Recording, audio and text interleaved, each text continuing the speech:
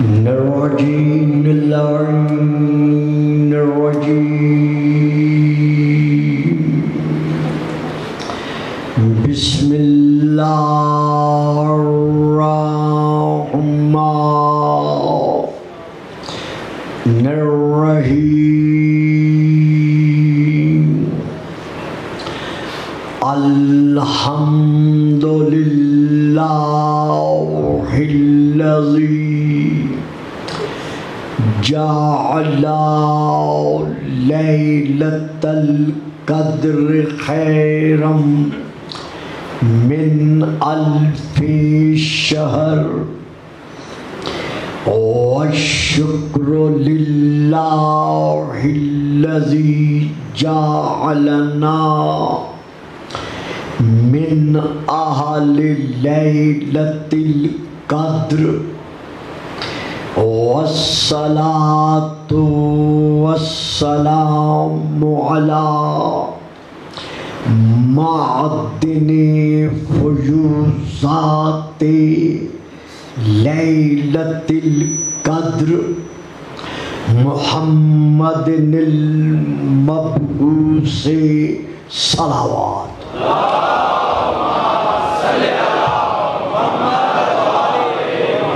قبل ليلة القدر وعلى جواهر علل ما ظهر في ليلة القدر ثم الصلاة على آله الذين هم محال كتاب الله المنزل في ليلة القدر بل هم كتاب الله الناطق المنزل في ليلة القدر وعلى شيعتهم الذين هم اوراق کتاب اللہ الذی نزل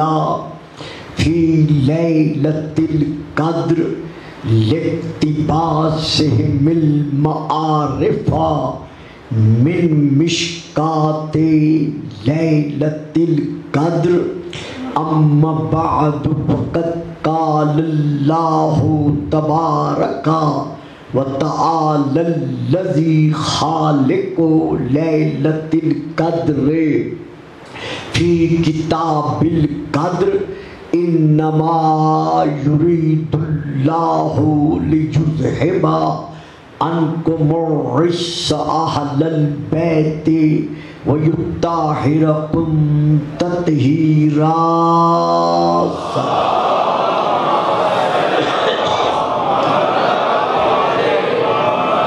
نعرہ تکبیر نعرہ تکبیر نعرہ رسالت نعرہ رسالت نعرہ حیدری نعرہ حیدری حسینیت حسینیت یزیدیت یزیدیت باواد بلند صلوات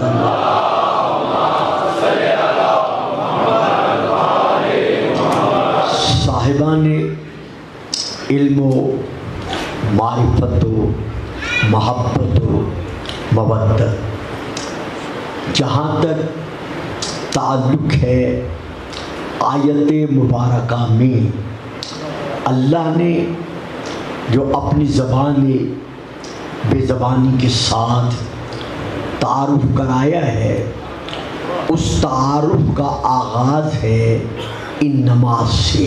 بیٹا اسے نیچے کر۔ اس کا تعارف کا آغاز ہے لفظ ان نماز سے۔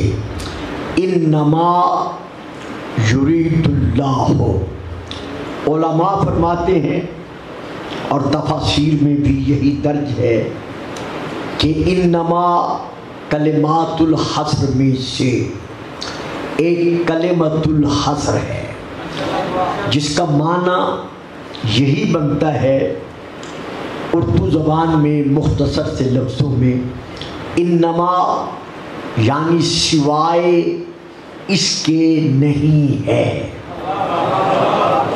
سوائے اس کے نہیں ہے، یعنی صرف اور صرف یہی ہے، بس اور بس یہی ہے، فقط اور فقط یہی ہے۔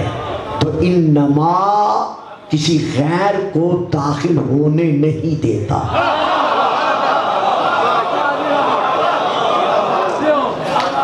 انما صرف اور صرف یہی ہے۔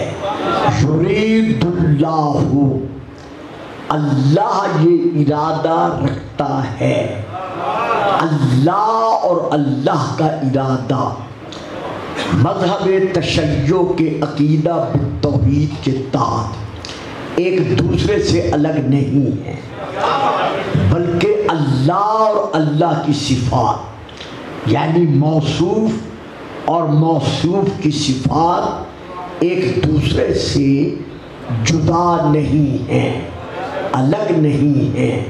جو اللہ کی ذات ہے وہی اللہ کی صفات ہے، اور جو اللہ کی صفات ہیں وہی اللہ کی ذات ہے۔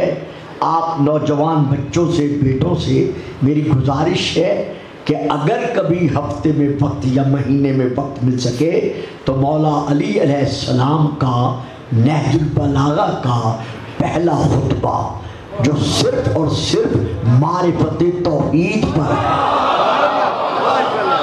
تو یرید اللہ، اللہ یہ ارادہ رکھتا ہے، کیا مقصد؟ یعنی جب سے اللہ مرید ہے تب سے اس کے ارادے میں ہے۔ تو اللہ کے لیے ہم جب اور کب اور تب کے الفاظ استعمال نہیں کر سکتے، کیونکہ اللہ ماضی سے اور مستقبل سے آزاد ہے، اللہ کے لیے ہر زمانہ حال ہے۔ یہ تو سمجھنے اور سمجھانے کے لیے افہام و تفہیم کی خاطر ہمیں ان کلمات کا سہارا لینا پڑتا ہے۔ تو اللہ جب سے ہے تب سے اللہ مرید ہے، صاحب ارادہ ہے، اس کا ارادہ اس سے الگ نہیں ہے۔ تو اب اللہ کا ارادہ کیا ہے؟ لِيُذْهِبَ عَنْكُمُ الرِّجْسَ اہل البیت، ان بریکٹ لکھا ہوا ہے اہل بیت کے ساتھ رسول کی اہل بیت، یعنی اللہ یہ ارادہ رکھتا ہے اے رسول کی اہل بیت کہ وہ تم سے ہر قسم کے رجس کو دور رکھے۔ کتنا دور رکھے؟ جتنی توحید شرک سے دور ہے، یعنی جتنا لا الہ الا اللہ شرک سے دور ہے، جتنا محمد رسول اللہ کفر سے دور ہے، جس طرح کل ایمان علی ولی اللہ نفاق سے دور ہے، یا جس طرح قرآن جیسا کلام اللہ کذب اور جھوٹ سے دور ہے۔ تو اللہ چاہتا ہے کہ ہر قسم کے رجس کو تم سے دور رکھے، لِيُذْهِبَ عَنْكُمُ الرِّجْسَ وَيُطَهِّرَكُمْ تطہیرا، اور تمہیں پاک بنائے رکھے، ایسا پاک ایسا پاک ایسا پاک کہ جتنا بنانے والا پاک ہے۔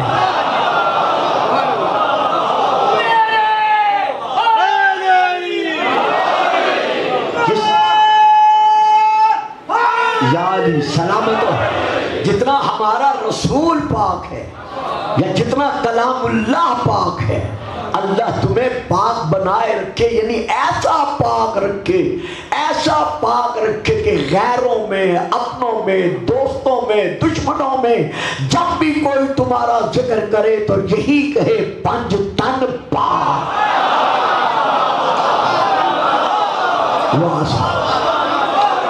سبحان اللہ۔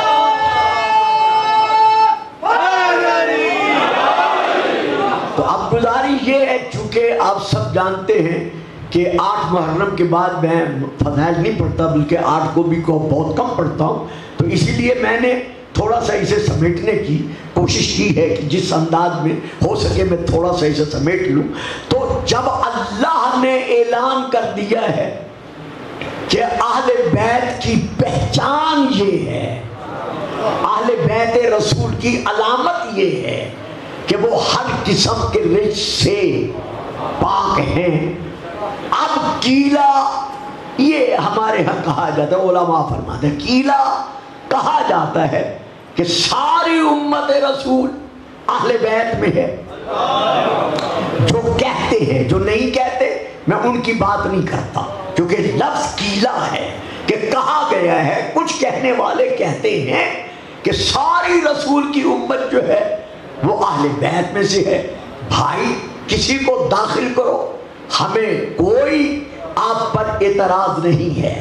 جسے کوئی چاہتا ہے وہ اپنے علم اور اپنی تحقیق کے مطابق بے شک اہل بیت رسول تسلیم کرے، لیکن یہ شرط ہے کہ ہو رجس سے پاک۔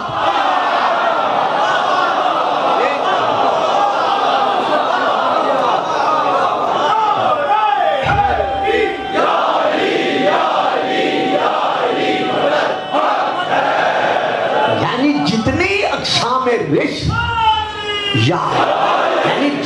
اقسام رشت قرآن نے بیان کی ہے یا احادیث سے ہمیں ملتی ہے، اگر کسی کو آپ نے یا کسی نے اہل بیت رسول میں شامل کرنا ہے تو ہم کسی پر حق کے فتویٰ نہیں رکھتے۔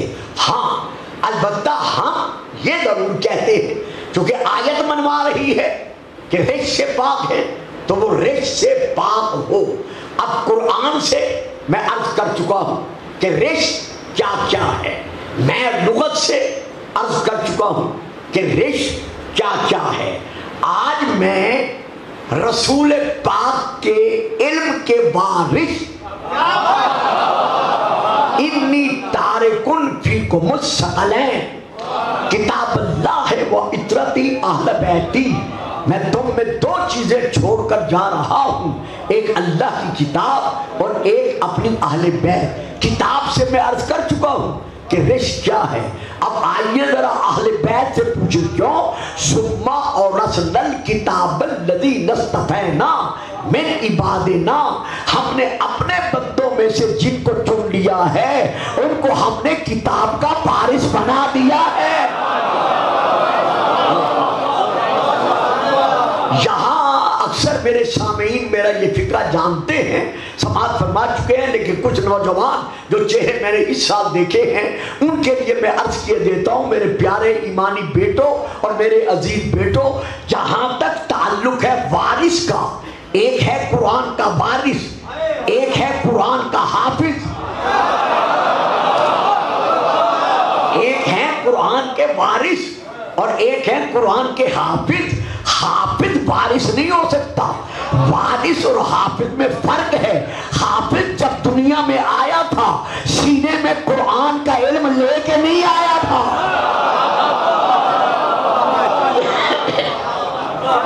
بلکہ اس نے قرآن کو حفظ کیا، لایا نہیں سینے میں، اور جب مر گیا اس کے مرنے کے بعد جب اس سے کہا کہ حافظ صاحب ایک پارہ سنا دو، نصف پارہ سنا دو، ایک آیت سنا دو، ایک آیت کا ایک چلو لفظ ہی سنا دو، نہیں سنا سکتا۔ کیوں؟ نہ سینے میں قرآن لے کے آیا تھا نہ لے کے جا رہا ہے، لیکن جو قرآن کے وارث ہیں وہ نیزے کی نوک پر قرآن سنا کر یہ منوا رہے ہیں کہ حافظ اور ہے وارث ہے۔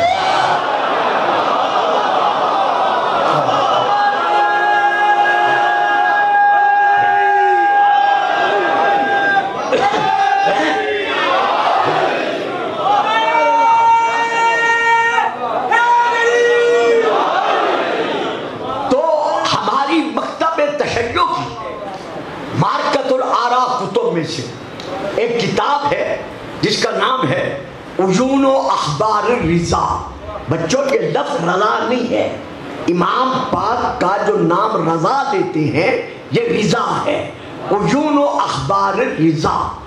اس میں میرے مولا کا ایک بہت بڑا تحریر نامہ ہے کہ مامون رشید عباسی نے امام سے یہ عرض کیا تھا کہ وہ گناہان کبیرہ کون کون سے ہیں جو مرتکب کو جہنم میں لے جاتے ہیں۔ تو امام نے 60 کے قریب 60 کے قریب ان کی فہرست لکھی ہے، جو ہمارے ہاں یہ عیون و اخبار رضا اور باقی کتابوں میں موجود ہے۔ میں ساری نہیں پڑھ رہا چونکہ اتنا ٹائم نہیں ہوتا، میں چند ایک امام کے فرمان سے پڑھ رہا ہوں جو یہ کہتے ہیں ان کے لیے کہ ساری امت اہل بیت رسول میں ہے، یہ امام کا فرمان ہے، اسی لیے میں پڑھ رہا ہوں۔ امام نے جو اسے تحریراً اپنی مہر لگا کر جواب دیا کہ گناہان کبیرہ کون کون سے ہیں۔ نمبر 1، مومن کو جان بوجھ کر قتل کرنا۔ اب دیکھتے جائیے اہل بیت رسول کو، ساری امت کو اس میں شامل کرنا، یہ ذہن میں رہے۔ نمبر 1، جو مومن کو، نفس محترم کو عمدن قتل کرے۔ نمبر 2، زنا کرنا۔ نمبر 3، چوری کرنا۔ نمبر 4، شراب پینا۔ نمبر 5، آنکھ کے والدین ہونا۔ نمبر 6، عمدن جہاد سے فرار کرنا۔ نمبر 7، یتیم کا مال کھانا۔ نمبر 8، جب یہ ثابت ہو جائے یہ سود ہے برہان آ جانے کے بعد پھر سود کھانا۔ نمبر 9، حرام مال کھانا۔ نمبر 10، جوا کھیلنا۔ نمبر 11، ناپ تول میں جان بوجھ کر کمی کرنا۔ نمبر 12، پاک دامن پر تہمت لگانا۔ نمبر 13، امت لوط کے عمل پر عمل کرنا۔ نمبر 14، رحمت الہی سے مایوس ہونا۔ نمبر 15، اللہ کے عذاب سے نہ ڈرنا۔ نمبر 16، اللہ کی رحمت سے مایوس رہنا۔ نمبر 17، ظالموں کی مدد کرنا۔ نمبر 18، ظالموں سے میل جوڑ رکھنا۔ نمبر 19، جھوٹی قسم کھانا۔ نمبر 20، جھوٹ بولنا۔ نمبر 21، غرور کرنا۔ نمبر 22، فضول خرچی کرنا۔ نمبر 23، اللہ کی نافرمانی میں اپنا مال خرچ کرنا۔ نمبر 24، خیانت کرنا۔ نمبر 25، حج کو غیر ضروری سمجھنا۔ نمبر 26، اولیاء اللہ کی تعظیم نہ کرنا۔ نمبر 27، لہو و لہب میں مشغول رہنا۔ اور نمبر 28، مجبوری کے بغیر کسی کا حق کھانا۔ ان میں سے ہر ایک رجس ہے۔ اب بتاؤ امت میں سے کون اس سے پاک؟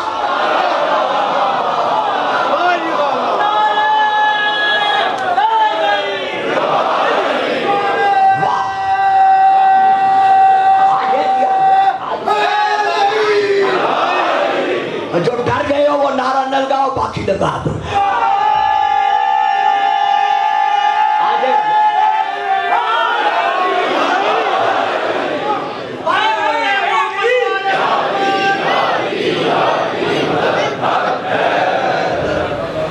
ہاں ذرا جلدی چل، بہت جلدی۔ ہاں اچھا۔ ایک تو میں بڑی 3-4 دن سے کوشش کر رہا ہوں، یعنی کیلا یہ بھی کہا گیا، یہ بھی کہا گیا، یہ پھر کبھی پڑھوں گا، اب آگے اس کو نہیں بڑھا سکوں گا۔ لیکن آخر وہ اہل بیت رسول جو ہر قسم کے رجس سے پاک ہیں وہ ہیں کون؟ ایک دلیل تفسیر خادم سے، شاید میں 2 دن پہلے یا پتہ نہیں کس تقریر میں اور وہ دے چکا ہوں کہ ام المومنین حضرت بی بی عائشہ رضی اللہ تعالی عنہا نے فرمایا ہے کہ ایک دن رسول پاک سیاہ چادر اوڑھے ہوئے آئے اور علی کو، فاطمہ کو، حسن کو، حسین کو بٹھا کر کہا انما یرید اللہ لیذھب عنکم۔ یہ حوالہ میں تفصیل سے عرض کر چکا ہوں، اب میں پھر ایک اور حوالہ دے رہا ہوں۔ تفسیر طبری، اس کا جلد نمبر ہے 22، یعنی پارہ نمبر ہے 22۔ اس کا صفحہ نمبر ہے جو 5 ہے، اور جو دوسرا ایڈیشن ہے اس کا صفحہ نمبر 6 ہے۔ میرے پاس جو ایڈیشن ہے وہ پہلا بھی ہے اور دوسرا بھی ہے، صفحہ نمبر 5 بھی ہے، صفحہ نمبر 6 بھی ہے۔ بیروت لبنان کی دار المعرفت کی یہ چھپی ہوئی ہے، یہ ہے ایک حوالہ۔ دوسرا حوالہ ہے تفسیر در منصور جلد نمبر 5۔ اب اس کا بھی جو پہلا ایڈیشن ہے اس کا صفحہ نمبر ہے 75، جو بعد والا ایڈیشن ہے اس کا صفحہ نمبر ہے 199۔ ان دونوں میں یہ موجود ہے۔ تیسری کتاب ہے المعجم الکبیر جلد نمبر 3 صفحہ نمبر 56، یہ بھی بیروت لبنان کی چھپی ہوئی ہے۔ اس میں یہ لکھا گیا ہے کہ حضرت ابو سعید خدری رضی اللہ تعالی عنہ نے، رسول پاک کے صحابی نے رسول سے یہ روایت بیان فرمائی ہے کہ جب آپ سے پوچھا گیا کہ یا رسول اللہ یہ آیت کن کے حق میں نازل ہوئی ہے، ذرا فکرے پر توجہ فرمائیں، بچے تو چپ کر جائیں گے۔ جب آپ سے پوچھا گیا، معلوم ہوا پوچھنے والے غیر تو نہیں ہوں گے نا، صحابہ ہوں گے نا؟ نہیں، ابھی بھی آپ نے مجھے کچھ کہنے پہ مجبور کر دیا جو میں کہنا نہیں چاہتا تھا۔ یعنی جب آپ سے پوچھا گیا تو پوچھنے والے کون تھے؟ یقیناً صحابہ ہی تھے۔ تو کیا پوچھا گیا؟ پوچھا یہ گیا کہ یا رسول اللہ یہ آیت کن کی شان میں نازل ہوئی ہے؟ معلوم ہوا انہیں معلوم تھا کہ ہماری شان میں نازل نہیں ہوئی۔ واہ صاحب، اسی لیے کہہ رہا تھا ذرا توجہ فرمائیں۔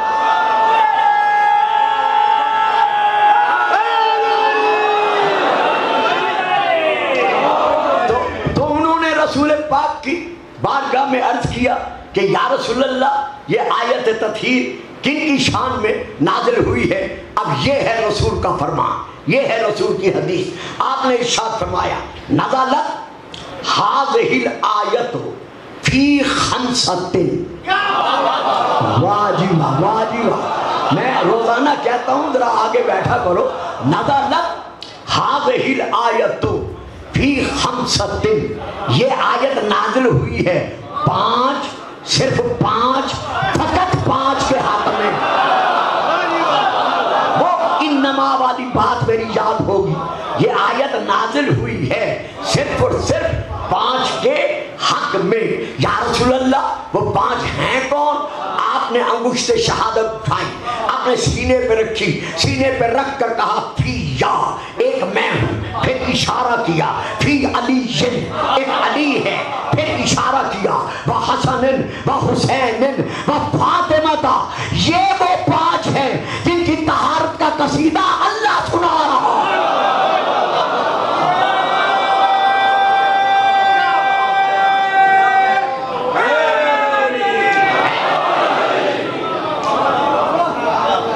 اب یہاں پر میں ایک اور حوالہ دے رہا ہوں، تفسیر در منصور جلد نمبر 5، المعجم الکبیر جلد نمبر 3۔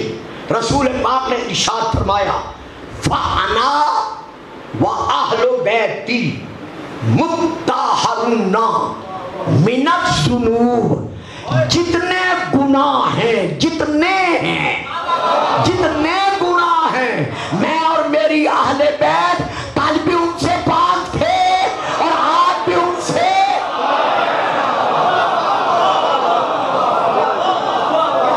یہ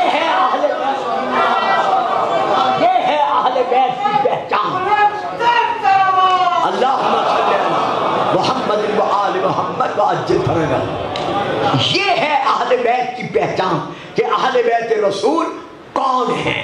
تو آج یہ کہنا کہ اہل بیت رسول یہ بھی ہیں، یہ بھی ہیں، وہ بھی ہیں، بھائی جب صحابہ نے نہیں فرمایا تو آپ کس طرح فرماتے ہیں؟ صحابہ پر جب مسجد کے دروازے بند کرا دیے گئے،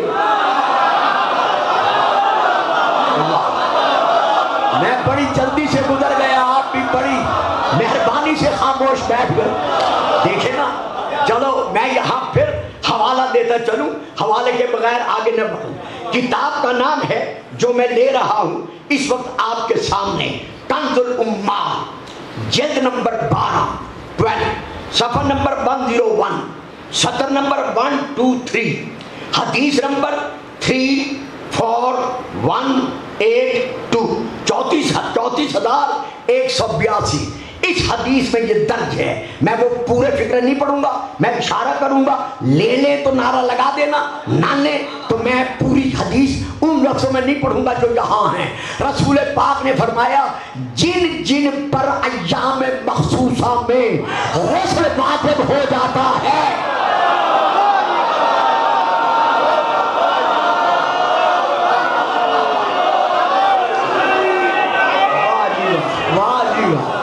بھئی اسی طرح نعرہ لگاؤ گے جیسے لگایا ہے۔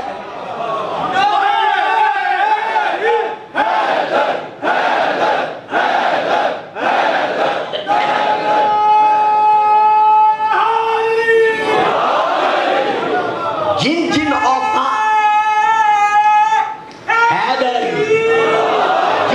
اوقات خاصہ میں یا جن جن ایام مخصوصہ میں غسل واجب ہو جاتا ہے، ان میں سے جن جن کے دروازے مسجد میں کھلتے ہیں سب کے سب بند کر دو۔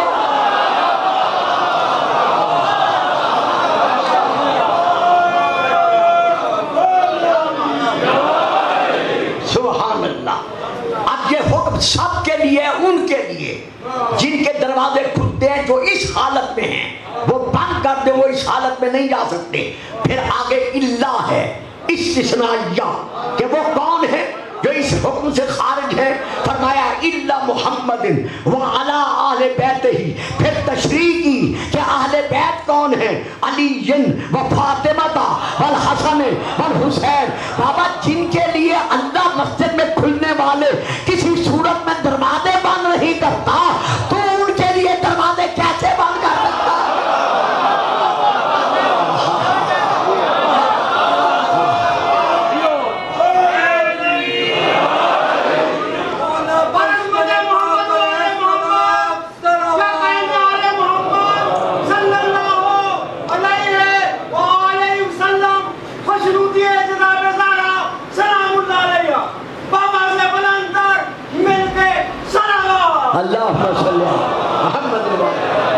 میں آنے والی حدیث نہ پڑھتا، لیکن چونکہ اس میں ایک رسول کا فرمان ایسا ہے جس کی وجہ سے مجھے وہ حدیث بھی پڑھنی پڑ گئی ہے۔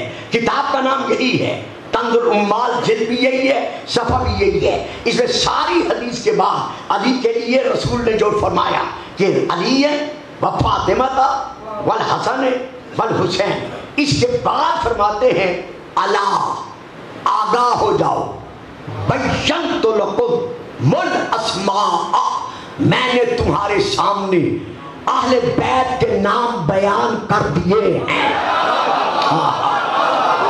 یہ حدیث میرے ہاتھ میں ہے، میں نے تمہارے سامنے قد بینت لکم الاسماء، میں نے تمہارے سامنے اہل بیت کے نام بیان کر دیے۔ بھئی اگلا فکرہ ہے وہ میں تشریح نہیں کروں گا، اللہ کرے آپ لے لیں، میں تشریح نہیں کروں گا۔ میں نے یہ بیان کیوں کیے؟ اللہ تذلو، تاکہ تم میری اہل بیت کو ماننے میں کسی قسم کی گمراہی کا شکار نہ ہو جاؤ۔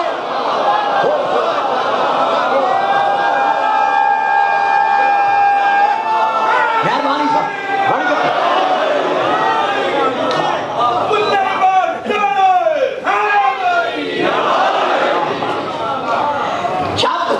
کتاب کا نام وفاء الوفا، جلد نمبر 2، عربی میں صفحہ نمبر 478 479۔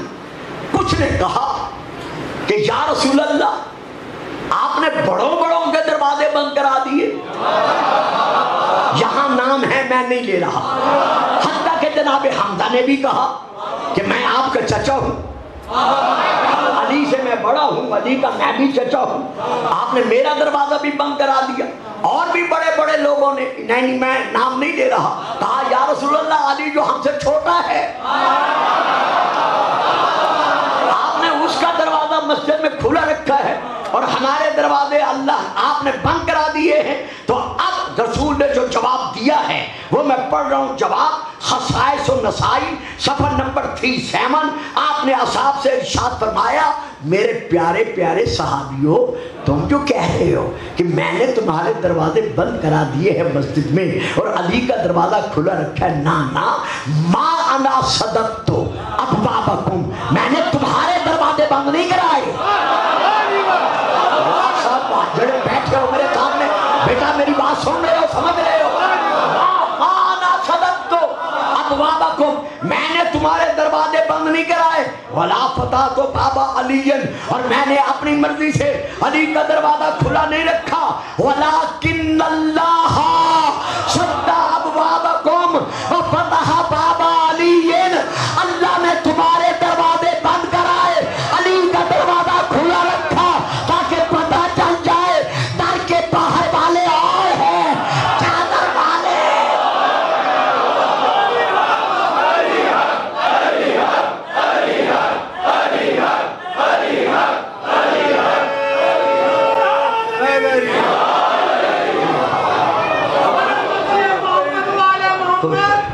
سرکار ابو طالب علیہ السلام ولی اللہ بابا سے بلندر سلام اللہ محمد و آل محمد۔ آپ گھبرا تو نہیں رہے نا؟ آ رہی ہے مولا کی اور بھی لگ رہا سلامتی ہو آپ کی۔ اب دیکھیے میں پہلے آیت پڑھتا ہوں، پھر حوالہ جات دیتا ہوں، پھر میں آگے بڑھتا ہوں۔ اب جو میں آیت پڑھ رہا ہوں یہ سورہ طٰہٰ کی آیت ہے، آیت نمبر ہے 132، یہاں سے میں پڑھ رہا ہوں۔ وَأْمُرْ أَهْلَكَ بِالصَّلَاةِ وَاسْتَبِرْ عَلَيْهَا، اے میرے حبیب اپنے اہل کو اسی طرح نماز کا حکم دیتے رہیں اور اس پر قائم رہیں۔ یہ ہے آیت۔ اب آیت تطہیر جو ہے یہ نازل ہوئی ہے رسول پاک کے وصال سے 17 ماہ پہلے، یعنی پہلے دور میں یہ آیت نازل نہیں ہوئی۔ یہ آیت تطہیر میں کیا کروں، ٹائم اتنا نہیں ہوتا ورنہ بہت کچھ کہنے کو جی چاہتا ہے بچوں کے لیے، بزرگوں سے تو خیر میں سن کے سناتا ہوں۔ تو یہاں پر یہ آیت تطہیر رسول کے پہلے دور میں نازل نہیں ہوئی، بلکہ یہ کب نازل ہوئی ہے؟ وصال سے 17 ماہ پہلے جب یہ آیت نازل ہوئی۔ تو اب میں کتابوں کے نام لے رہا ہوں۔ پہلی کتاب کا نام ہے مجمع الزوائد، جلد نمبر 9، صفحہ نمبر ہے 169، کہ آیت تطہیر کے نزول کے بعد بوقت نماز صبح 40 صباحاً، 40 روز برابر رسول رک کر علی و بطول کے دروازے پر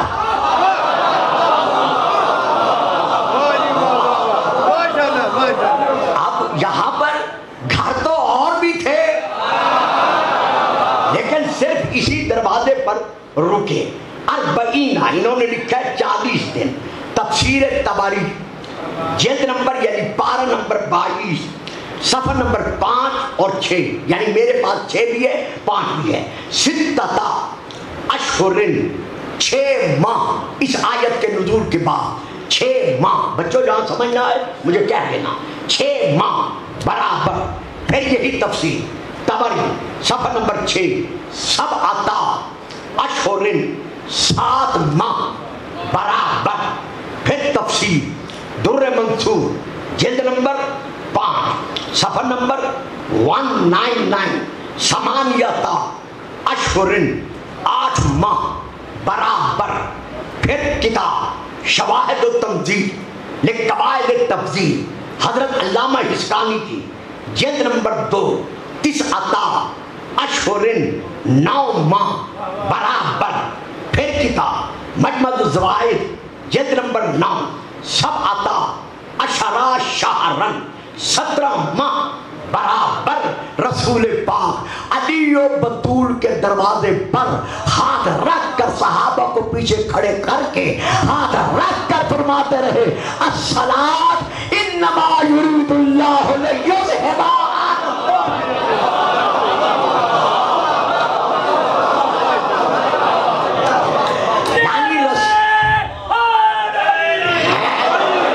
رسول اہل بیت کے دروازے پر کھڑے ہو کر یہ آیت پڑھ کر فرماتے رہے کہ اگر اہل بیت رسول ہیں ان کم تو وہ صرف کل بھی تم تھے اور آج بھی تم ہیں، لہذا جس کا جی چاہے رسول کا فیصلہ مانے، جس کا جی چاہے۔ ہماری طرف سے ہم کچھ کہنے کا حق نہیں رکھتے، لیکن ہاں ایک حوالہ میں شیعہ کتاب کا بھی دینا چاہتا ہوں۔ اس کتاب کا نام ہے بحار الانوار، جلد نمبر 35، صفحہ نمبر 215 216 حضرت۔ اور پھر ایک اور کتاب ہے جس کا اپنا نام ہے آیت التطہیر، اس کا صفحہ نمبر ہے 415۔ قالا علی، حضرت علی فرماتے ہیں صرف 40 روز نہیں، 6 ماہ نہیں، 9 ماہ نہیں، 17 ماہ نہیں، بلکہ اس آیت کے نزول کے بعد اپنے وصال تک رسول ہمارے دروازے پر کھڑے ہو کر اعلان کرتے رہے، پہچان لو یہ گھر والے ہیں تو کل بھی اہل بیت تھے اور آج بھی۔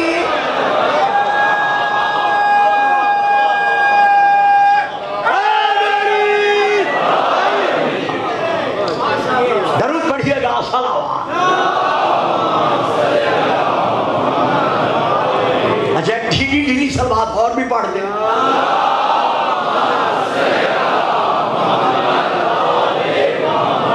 اب رشت کیا کیا ہے؟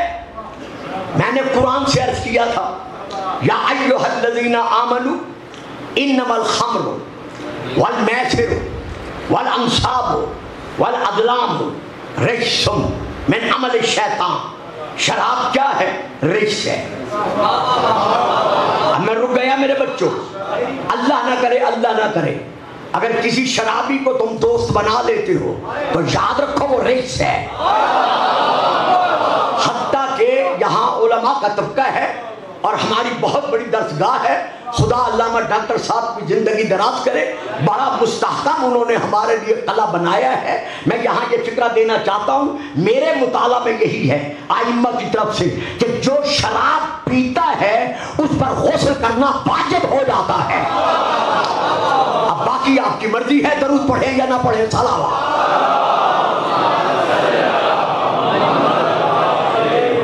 تو اب شراب کیا ہے؟ بولے بولے بولے، شراب ہے رشت۔ اچھا، کتاب کا نام ہے یا ایھا الذین آمنوا، یہ کتاب کا نام ہے، جلد نمبر ہے 1، صفحہ نمبر ہے 693۔ علامہ سعادت علی قادری کی یہ تالیف شدہ ہے، ضیاء القرآن پبلیکیشن کی یہ چھپی ہوئی ہے، لاہور سے بھی کراچی سے بھی۔ اس میں انہوں نے عنوان دیا ہے حرمت شراب، یہ ہے عنوان۔ حرمت شراب کے تحت لکھتے ہیں، میرے ساتھ ساتھ رہیے گا چونکہ وقت مجھے اجازت نہیں دیتا۔ شراب اہل عرب کی ایسی عادت تھی جس کا چھوڑ دینا ان کے تصور میں بھی نہ تھا۔ شراب اہل عرب کی ایسی عادت تھی جس کو چھوڑ دینا ان کے تصور میں بھی نہ تھا۔ اس عادت میں وہی فکر پڑھ رہا ہوں جو کتاب میں ہے، اس عادت میں ملبس ہونے کے لیے کسی خاص ماحول کی ضرورت پیش نہیں آتی تھی، بلکہ ہر ماں اپنے بچے کو پانی کی جگہ شراب پلاتی تھی۔ یہ حوالہ میں نے دے دیا ہے، ان بریکٹ، یعنی یہ میں کہہ رہا ہوں ان بریکٹ، یعنی ان کی گھٹی میں شراب ہوتی تھی، ان کی گھٹی میں شراب ہوتی تھی۔ اس طرح ہر شخص غیر شعوری طور پر شرابی بن جاتا تھا۔ یہ لکھا ہے علامہ سعادت نے، علی قادری نے۔ اب میں آ رہا ہوں تفسیر حضرت پیر علامہ کرم شاہ صاحب کی، ضیاء القرآن۔ انہوں نے اس آیت کے تحت لکھا ہے عرب میں شراب کا عام رواج تھا، گنتی کے چند آدمیوں کے علاوہ باقی سب اس کے متوالے تھے۔ आगे उन्होंने ये नहीं लिखा कि वो गिनती के चंद आदमी कौन थे। ये देखकर उन्होंने कलम रोक दिया है। जब उन्होंने रोका है तो मैं भी आगे नहीं बढ़ता। फिर अब देखना ये चाहते हैं कि आगे बढ़कर उन्होंने क्या लिखा है, कि वो कौन थे जिनकी घुट्टी में शराब नहीं थी, जो शराब के आदी नहीं थे, वो कौन थे। ये लीजिए उनकी किताब ज़ियाउन नबी, रसूल की पाक की सीरत पर, ज़ियाउन नबी जिल्द नंबर 1 सफ़ा नंबर 456 पर वो तहरीर फरमा रहे हैं। मेरा साथ दीजिएगा। वो तहरीर फरमा रहे हैं कि हजरत अब्दुल मुत्तलिब के चेहरे से नूर की शुआएं निकलती थी। जरा सी बात बाज में आती है, मेरे बच्चे चौंका जाते हैं। हजरत अब्दुल मुत्तलिब के चेहरे से नूर की शुआएं निकलती थी और आपके यानी अब्दुल मुत्तलिब के आपके हद्दो हाल से खैर और बरकत के आसार नुमाया थे। अपनी औलाद को जुल्म और सरकशी से मना करते थे। आपने अपने ऊपर शराब को हराम कर दिया था।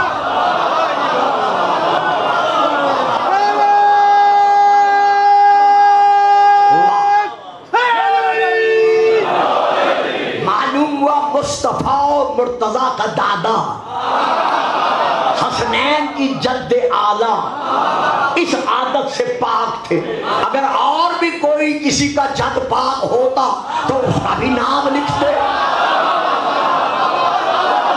वाह साहिबान अल्लाह, देखे ना इनका नाम तो लिखा है। अच्छा, आज बड़ी प्यारी तहकीक की बात दे रहा हूं। अगर हो सके तो घर जाकर यहाँ बैठकर मेरे हक में दिल में दुआ कर देना। मैंने बड़ी तलाश की है और तलाश के बाद मैं ये बात दे रहा हूँ। अब मैं आपके सामने लाओ बेटा फिर किताब का नाम ले रहा हूँ। ये तो पता चल गया ना कि हजरत अब्दुल मुत्तलिब पर शराब जो थी उन्होंने हराम करार दे दी थी उस माहौल में रहने के बावजूद। अब मैं आपके सामने एक किताब का और किताब का नाम ले रहा हूं।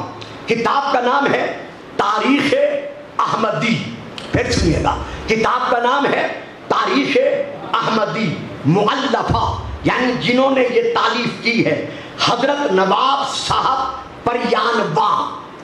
नवाब साहब परयानवा ये किताब पहली मर्तबा 30 अगस्त सन 1920 में दिल्ली में शाया हुई थी।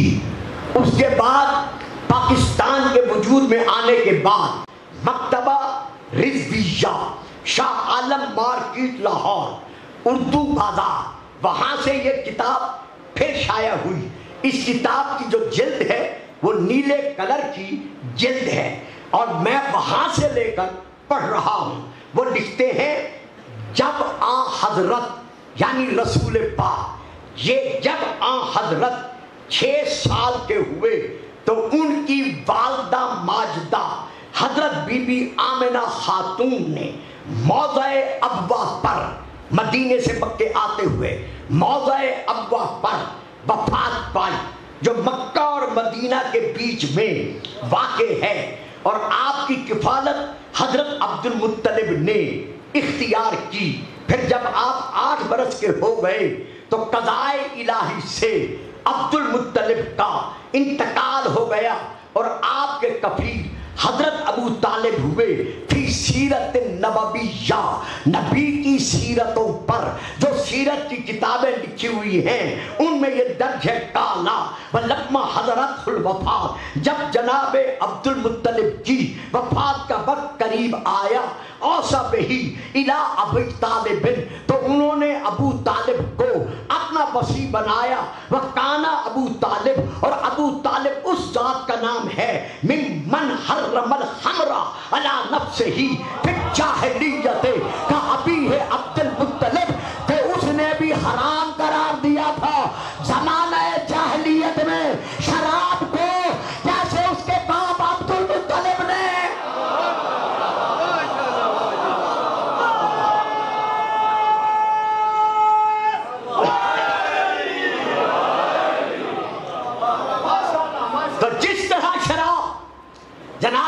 मुत्तलिब के यहाँ हराम थी, उसी तरह ये हवाला जो मैं दे चुका हूं, हो सकता है आप भी बाजार में मिलती हो, मुझे पता नहीं है, मैंने पता नहीं 40 साल पहले 50 साल पहले ये किताब ली थी। तो अब यहां से वाज़ेह हो गया कि अब्दुल मुत्तलिब के साथ साथ अब्दुल मुत्तलिब का वसी अबू तालिब अलैहिस्सलाम, ये यहां से साबित हुआ कि जो अरब में रिवाज था अबू तालिब उस रिवाज पर न थे, बल्कि उन्होंने भी शराब को हराम करार दे दिया था। तो अब किस किस की घुट्टी में शराब थी ये तारीख से पूछो, तारीख अरब से पूछो, ज़माने जहलियत की तारीख से पूछो, हम नहीं बता सकते। लेकिन जब कहोगे अली का जिक्र करोगे तो फिर देखना पड़ेगा कि अली की घुट्टी में क्या है। यहां तक मैंने आपको लाना था जिस पे आप चुप कर गए हैं। अब हमें देखना पड़ेगा कि हजरत अली अलैहिस्सलाम की घुट्टी में क्या है। जब हम अली अलैहिस्सलाम को देखेंगे कि घुट्टी में क्या है तो फिर हमें देखना पड़ेगा कि 3 दिन काबा में माँ का दूध क्यों नहीं पिया।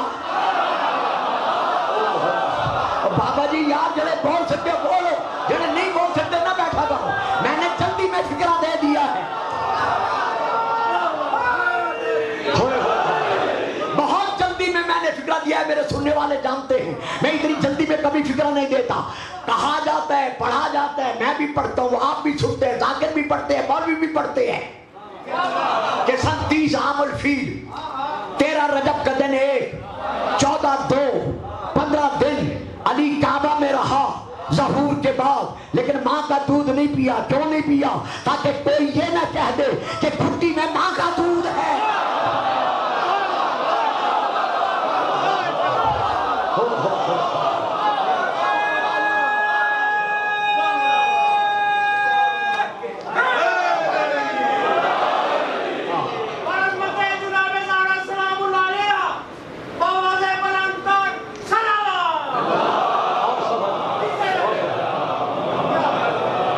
पढ़िएगा सलावत।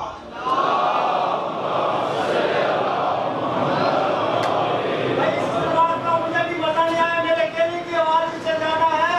मशरूती है जनाबे ज़हरा सलामुल्लाह अलैहा, इमाम अबू तालिब अलैहिस्सलाम वजहुल्लाह आवाज़ बुलंद कर सलावत।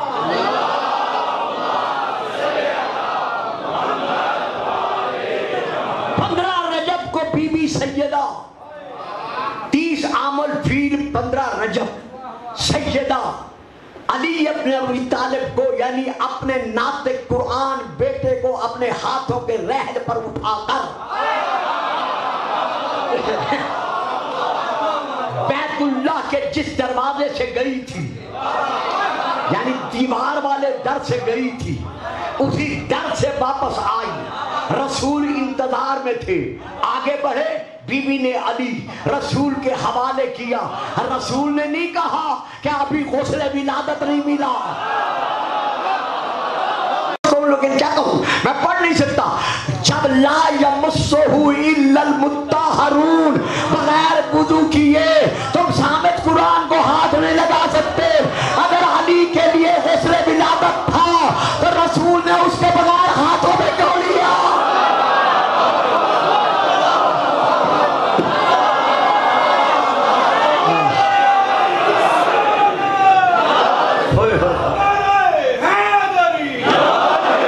बस मैं यहां रोक रहा और बेटा पानी दो, जरूर पढ़िएगा सलावत।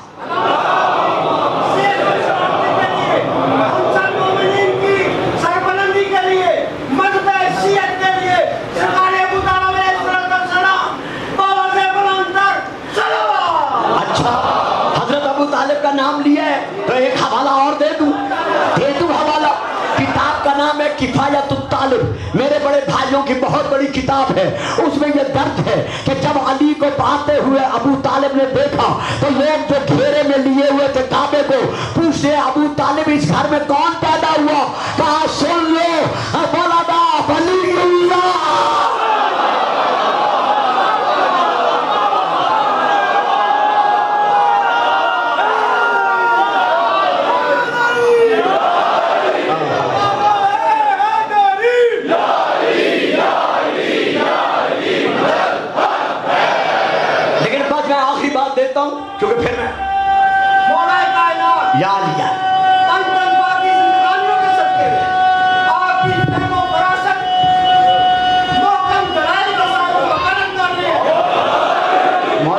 آپ کو سلامت رکھے. یہ آپ کی دعاؤں کا صدقہ ہے اور وہی صدقے کے تحت چند ٹوٹے پھوٹے کلمات ادا کر لیتا ہوں.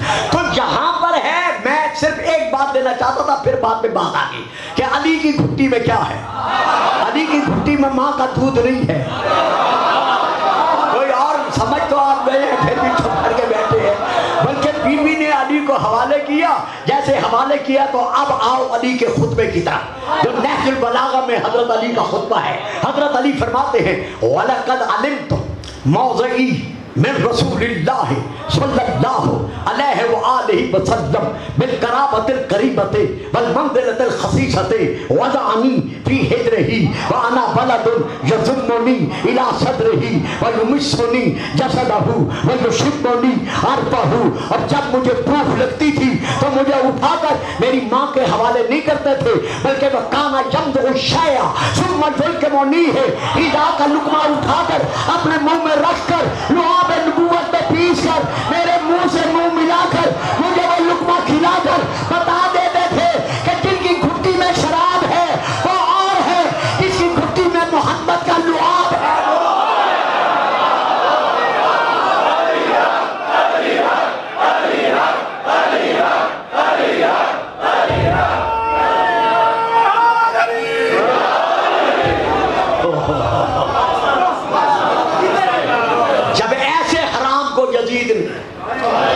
حلال بنانا چاہا تو اسی عبد المطلب کا خون اور اسی ابو طالب کا پوتا گھر سے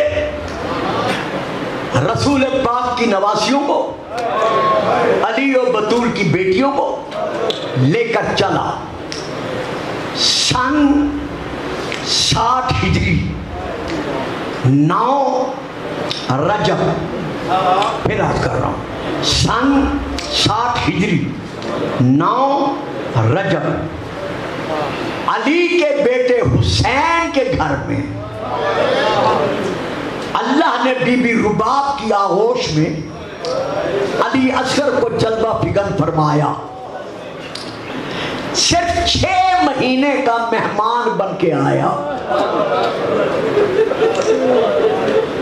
کیونکہ میدان کربلا میں سن 61 ہجری یوم عاشور کربلا کی قیامت خیز گرمی صرف علی اصغر 3 دن کا بھوکا اور پیاسا نہیں تھا.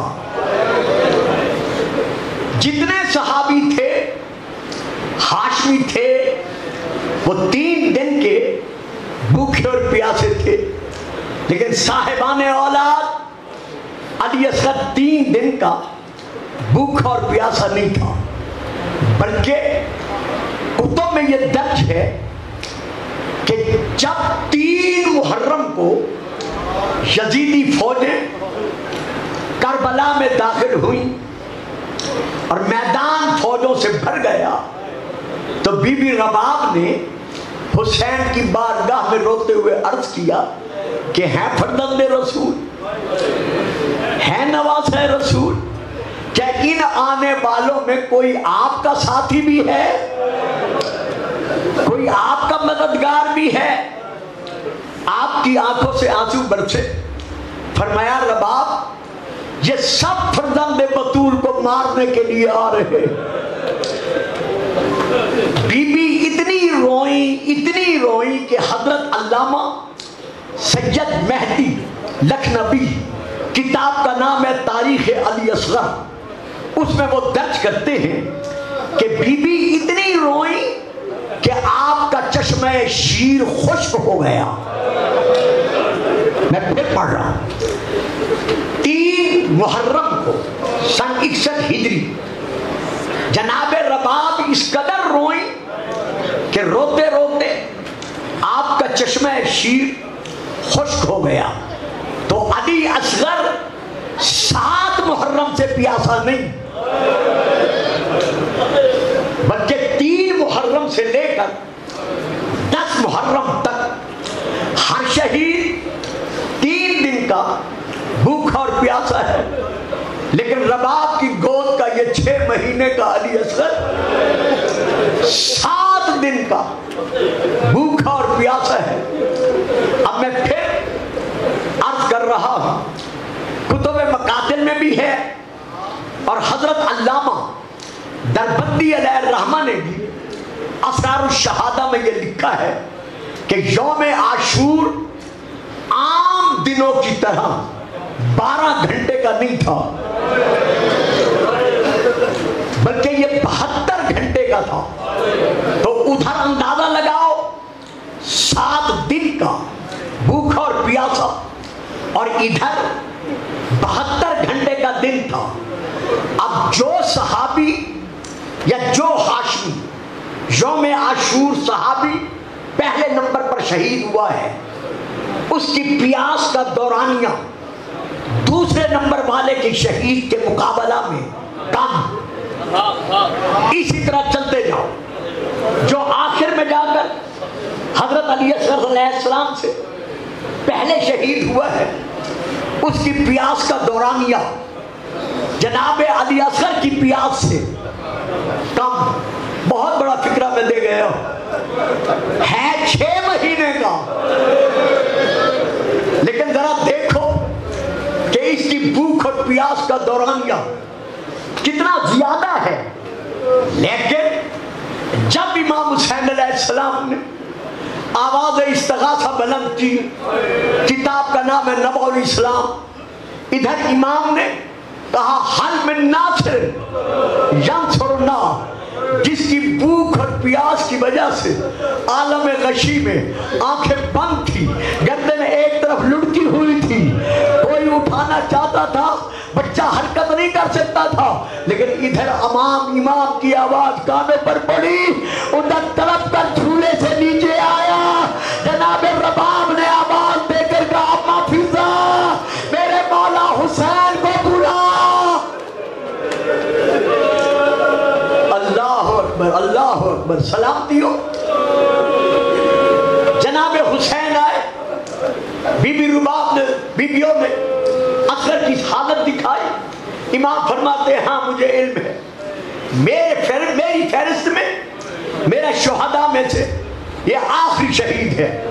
یہ کہا عبداللہ بن حضرت حسن کے علاوہ جو امام کی گود میں شہید ہوئے تھے بوقت شہادت۔ امام نے اتنا کہا، اصغر کو ایک یوں اٹھایا جیسے قرآن ہاتھوں پہ اٹھاتے ہیں، ابھی اٹھایا ہی تھا یا روتی ہوئی جناب رباب آگے بڑھی، سر جھکا کر عرض کرتی ہیں مولا اگر کنیز کچھ عرض کرے تو اجازت ہے؟ امام فرماتے رباب مانگ کیا مانگتی ہے، لیکن سوچ کے مانگنا یہ مدینہ نہیں، یہ کربلا ہے، حسین لوٹا جا رہا ہے۔ کہا مولا اور کچھ نہیں مانگتی، صرف اتنا مانگتی ہوں تھوڑی دیر کے لیے مجھے تو اصغر دے دے۔ امام نے اصغر بڑھایا، لوگ باب اصغر لے جاؤ۔ بی بی نے اصغر کو لیا، اپنے خیمے میں آئی، ایک ہاتھ پر اصغر کو رکھا، ایک ہاتھ سے اپنا بکسہ کھولا۔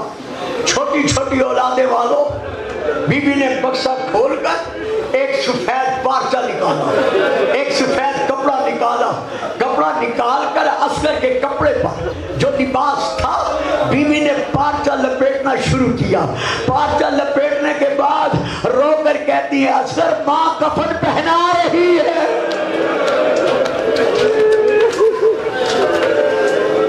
مرحبا مرحبا مرحبا۔ جب حرملہ کا تیر آئے گردن نہ ہلانا، مجھے دادی زہرا سے شرمندہ نہ کرانا۔ صاحبان اولاد حسین نے اصغر کو لیا، اب آ کے دامن میں لائے، چونکہ دھوپ بہت زیادہ تھی۔ جب اشقیاء کے سامنے پہنچے امام نے دامن ہٹایا، اصغر کو یوں ظاہر کیا کر کے کہا لوگو اگر تمہارے نزدیک کوئی مجرم ہے تو میں ہوں، یہ 6 مہینے کا بچہ، اس کا کیا جرم ہے، اس کا کیا قصور ہے، صرف اور صرف اسے ایک گھونٹ پانی پلا دو۔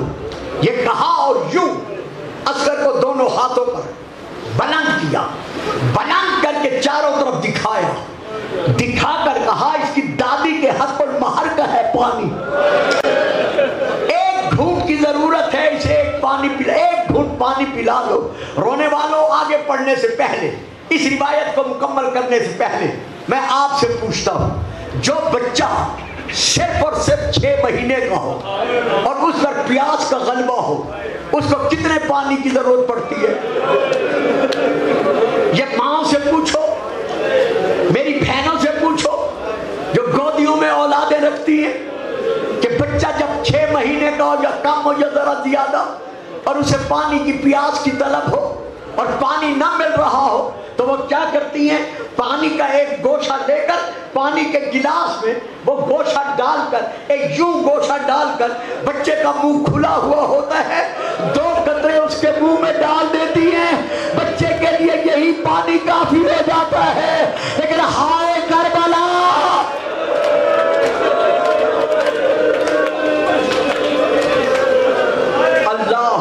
اللہ اکبر، روتے بھی جاؤ جن کے گھروں میں اولاد نرینہ نہیں ہے، بی بی رباب کے اصغر کا واسطہ دے کر دعا بھی مانگتے جاؤ۔ اور یہی امام نے کہا تھا، اما ترونہ، کیا تم اسے دیکھتے نہیں کہ یہ پیاس سے کس طرح تڑپ رہا ہے؟ یتلظ عطشاً، یہ اس کا جو تالو ہے اس کے ساتھ پیاس کے سبب اس کی زبان چمٹی ہوئی ہے، یہ اپنی زبان ہلا نہیں سکتا، ہٹا نہیں سکتا۔ یتلظ کی کیفیت جو علماء نے بیان کی ہے وہ یہ ہے کہ ایسا پیاس کا عالم جب چھوٹے سے بچے پر جب یہ پیاس کا عالم طاری ہوتا ہے تو وہ بچہ پہلے اپنے سامنے برتنوں کو دیکھتا ہے اور پھر زمین پر یا بستر پر اپنے ہاتھ پاؤں مارتا ہے کہ کوئی دیکھ کر مجھے پانی پلا دے گا، پھر بھی کوئی متوجہ نہ ہو، اسے پانی نہ پلائے تو اب جتنی اس میں قوت ہوتی ہے اس قوت کے ساتھ وہ رونا شروع کرتا ہے۔ جب کوئی اس کے رونے پر بھی متوجہ نہ ہو تو اب بچہ تھک ہار کر اپنا منہ کھول دیتا ہے تاکہ ہوا اس کے کلیجے میں پہنچے، جگر میں پہنچے، تاکہ اس کے جگر کو ٹھنڈک محسوس ہو۔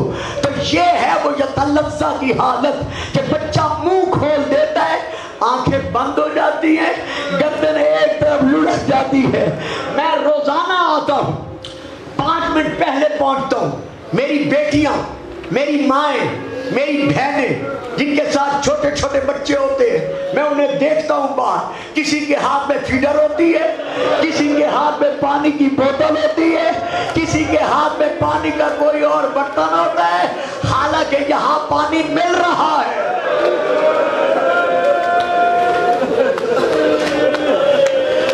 یہاں سائے میں بیٹھے ہیں، پانی کی کمی نہیں ہے، لیکن پھر بھی میری چھوٹی چھوٹی اولادیں رکھنے والی بہو بیٹیاں پانی ساتھ لاتی ہیں تاکہ بچہ پیاس سے نہ تڑپے۔ لیکن ہائے کربلا علی اصغر، ادھر امام نے پانی مانگا، ادھر پانی مانگا، اور ادھر ابن سعد کے حکم پر حرملہ نے 3 نوکوں والا تیر زہر میں بجھا ہوا اصغر پر چھوڑا، ادھر تیر چھوڑا، اب مجھے معاف رکھنا کوئی برداشت نہ کر سکے، ادھر خیمے کے دروازے سے اصغر کی ماں نے پکار کر کہا، خبردار اصغر، بیٹھے رہے بیٹھے رہے بیٹھے رہے، پڑھنے کے مجھے مسائل، بیٹھے رہے۔ ہائے ہائے، ادھر اصغر کی ماں نے، بی بی رباب نے دروازے پر کھڑے ہو کر آواز دے کر کہا، خبردار اصغر، تیر پاپا کو نہ لگنے دینا، مجھے دادی بطول سے شرمندہ نہ کرانا۔ اصغر نے ہمت کر اپنی گردن کو بڑھایا، تیر فرراٹے لیتا ہوا اصغر کے کانوں پر اور اوپر کے حصے پر آ کر لگا۔ ہائے میں کیسے پڑھوں، آپ کے میرے 12ویں امام غم حسین کے وارث زیارت ناحیہ میں رو رہے کر فرما رہے ہیں، یذهب الطفل من العذن الى العذن، اتنے زور سے تیر لگا کہ اصغر ایک کان سے دوسرے کان پہ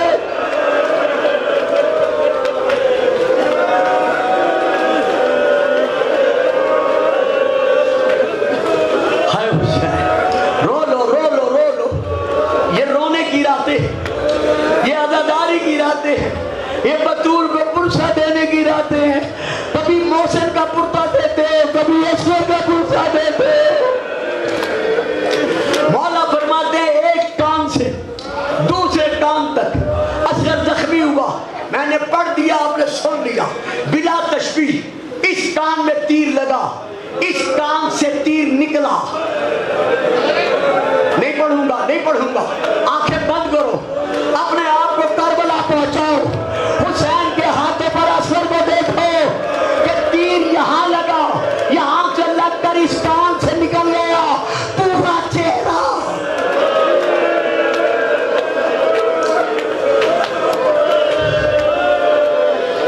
अली असगर का गोश से खाली हो गया।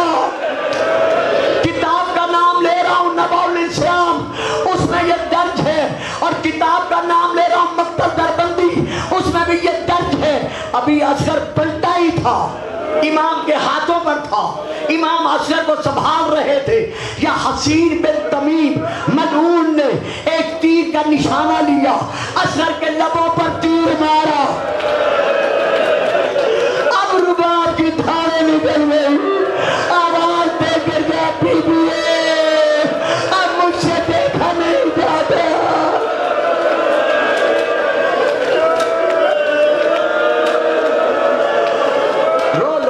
जितना रो सकते हो रो लो, ये रोने की रातें हैं, मेरा ईमान है।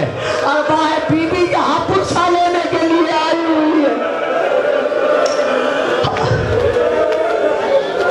बस दो कलिमात और सुन लो, मौला तुम्हारा पुरसा कबूल करे।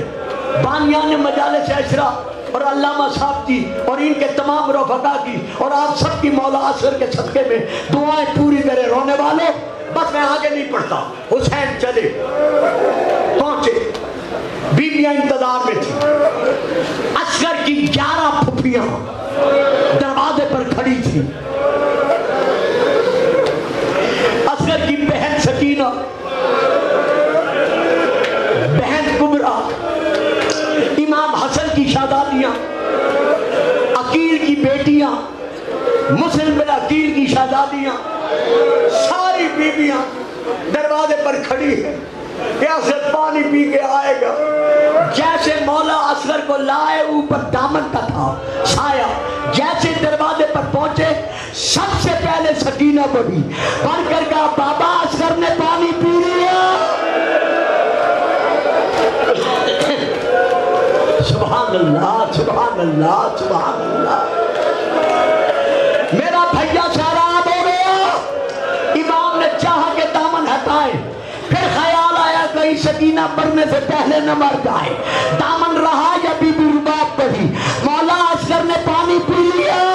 अब इमाम से रहा न गया, फरमाया रुबाब देख रही थी तू दरवाजे से, असगर को कैसा पानी पीला। पर मैं आगे नहीं बढ़ता। इमाम ने असगर संभाला, कुतुब में है, कुतुब में मकातिल में है, पूछ लीजिएगा उलमा से। वाहिद अली असगर है जिसकी इमाम ने नमाज शहादत पढ़ी है। पढ़ने के बाद तलवार के साथ इमाम ने छोटी सी कब्र खोदी। कब्र खोदकर ज़हरा के लाल ने रोती हुई बहनों, हरमों, बेटियों, पर्दादारों के सामने असगर को कब्र में सुलाया। सुला कर कहते हैं रबाब, सुला तो मैंने दिया है, लेकिन अब जरा मेरे साथ साथ दे। मौला क्या साथ दूं? फरमाया कब्र में मैंने सुलाया है, असगर पर मट्टी दूंगा।